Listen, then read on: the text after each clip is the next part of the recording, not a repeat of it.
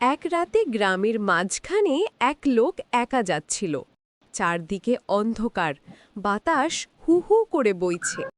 হঠাৎ সে শুনল পিছন থেকে পায়ের শব্দ, টুপ টাপ, টুপ টাপ। সে ভয়ে দৌড়াতে শুরু করল। মনে হচ্ছিল কেউ পিছু নিয়েছে। হঠাৎ গলার কাছে ঠান্ডা বাতাস লাগল, যেন কেউ ফিসফিস করে বলছে, থামো, আমি তোমার পেছনে আছি। লোকটার শরীর কাঁপতে লাগল। সাহস করে সে ঘুরে দাঁড়ালো। দেখে পেছনে তারই নিজের চটি পড়ে আছে, আর বাতাসে উড়তে উড়তে শব্দ করছে।